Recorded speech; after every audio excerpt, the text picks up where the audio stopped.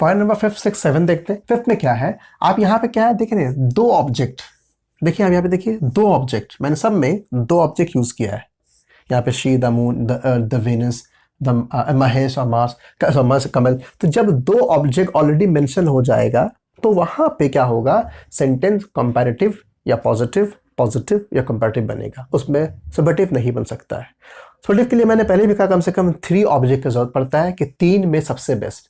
अगर 2 है तो 2 में बेस्ट नहीं होता, 2 में बेटर होता है, ठीक है, मतलब बेहतर, सबसे बेहतर नहीं हो सकता है, ठीक है। इसलिए यहाँ पे हम लोगों ने क्या करेंगे, जैसे यहाँ पे है देखिए ये कंपैरेटिव है, ये देखिए ये पॉजिटिव है, फिर यहाँ देखिए ये पॉजिटिव है, तो इसका बनेगा कंपैरेटिव का पॉजिटिव बनेगा, पॉजिटिव कंपैरेटिव बनेगा, सब्जेक्टिव नहीं बन सकता इसका। ये ध्यान में रखना है आपको, जब 2 ऑब्जेक्ट्स से स्पेसिफिकली मेंशन कर देगा तो पॉजिटिव से कंपैरेटिव, कंपैरेटिव से पॉजिटिव बनाएंगे, सब्जेक्टिव नहीं बना सकते। अब देखिए Mahesh is more intelligent than Kamal, तो हम शुरू करेंगे किससे, कमल से, जो लास्ट का ऑब्जेक्ट उससे शुरू करेंगे।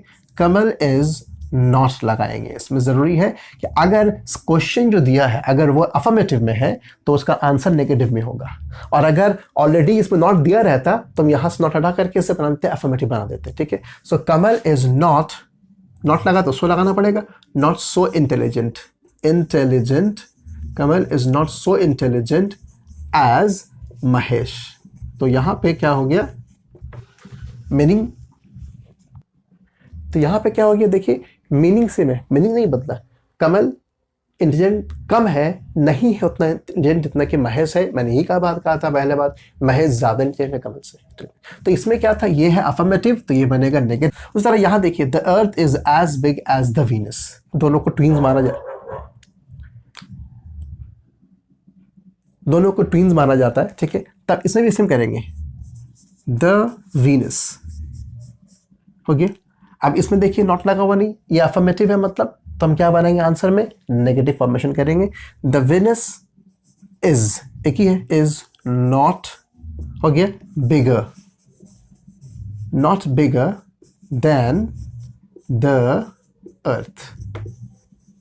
अब आप ये मत समझ लीजिए कि मैं वीनस को कम कह रहा हूँ कि वो बिग नहीं है, नहीं, मैं क्या नहीं कह रहा हूँ कि ये इससे बिग नहीं, मैं कह रहा हूँ वेनस अर्थ से बिगर नहीं है, मतलब दोनों बराबर। हम कहते हैं ना हिंदी में, हम किसी से कम नहीं, वही वाली बात यहाँ हो गई। वेनस जो है अर्थ से बिगर नहीं है लेकिन बराबर है। अब ये देखिए, she looks as beautiful as the moon, देखिए ये दोनों लगभग सेम है ना, थोड़ा सा एक चेंजेस दिखाना मैंने इस सेंटेंस दिया है। और यहाँ पे ये ब्यूटीफुल क्या नाम है, एडवर्ब का काम कर रहा है। देखिए यहाँ पे देखिए, अब इसमें क्या होगा, she looks as beautiful as the moon, तो क्या करेंगे, द मून, ठीक है, द मून, ठीक है। अब यहाँ पे लुक्स वर्ड यूज किया गया, मतलब यहाँ पे वर्ब यूज किया गया है, तो थोड़ा सा उसमें आपको ध्यान देना है, गलती नहीं करना है, ठीक है। द मून डज नॉट,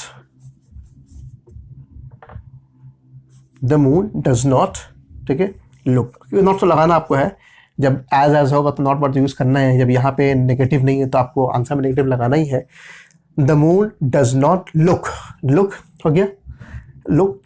अब नॉट लगा दिया हमने, क्या है यहाँ पे, ब्यूटीफुल, क्या लगे, more beautiful, does not look more beautiful then.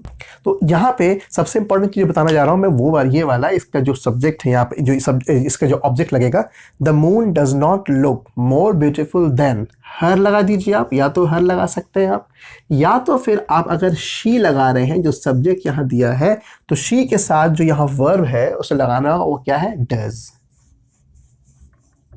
क्योंकि यहाँ पे डज ही लगेगा, यहाँ पे तो ऑक्सिलरी वर्ब दिया नहीं है, तो लुक्स का ऑक्सिलरी वर्ब यहाँ पे डज ही निकलेगा। इसलिए देखिए यहाँ पे डज मैंने लगाया है, अगर यहाँ इज दिया रहता, यहाँ पे कोई अगर और जैसे आई एम होता तो एम रहता, तो यहाँ एम लगा देते, ठीक है।